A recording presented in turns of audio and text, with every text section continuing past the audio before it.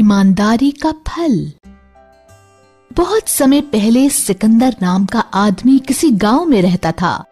वे अपने गांव का मुखिया था। उसकी ईमानदारी के कारण सारे गांव में उसके चर्चे होते थे। सिकंदर के 2 बेटे थे, वीर और अमर, जो कई साल विलायत में पढ़ने के बाद अपने पिता के पास जा रहे थे।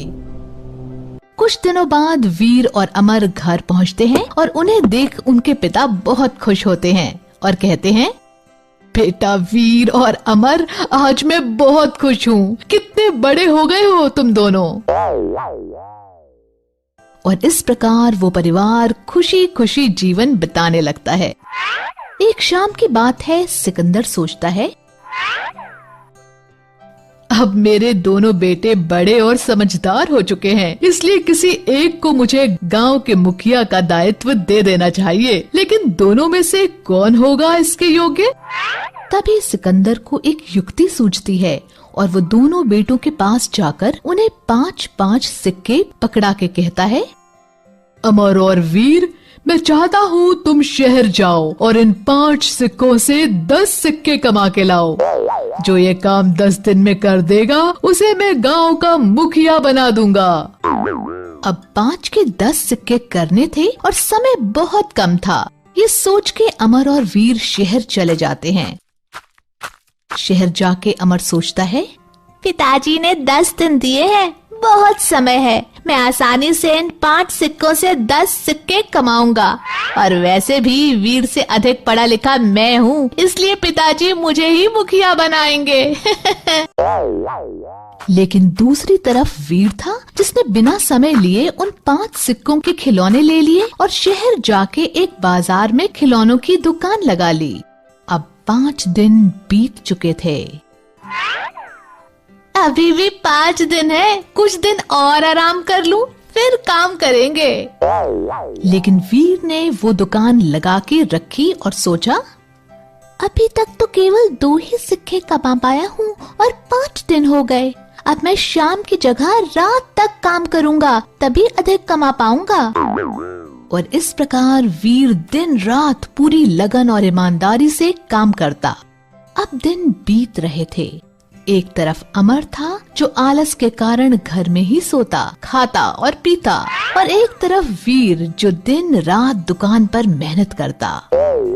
अब 8 दिन बीत चुके थे और अमर के दिमाग में घर बैठे ही एक युक्ति आती है, क्यों ना मैं एक लोहार के पास जाके इन 5 सिक्कों से 10 सिक्के बना लूं। ये सोचकर वह लोहार के पास जाता है, उन 5 सिक्कों से 10 बना लेता है।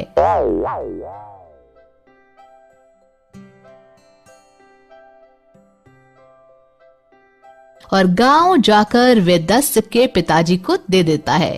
वे सिक्के देखकर उसके पिताजी बहुत खुश होते हैं और कहते हैं, बेटा अमर, अब वैसे भी 2 दिन ही बचे हैं, अपने भाई को आने दो, उसके आने पर मैं अपना फैसला सुना दूंगा। 10 दिन बाद वीर भी गांव लौट जाता है और पिताजी से कहता है, पिताजी, मैं केवल 7 ही सिक्के कमा पाया हूँ।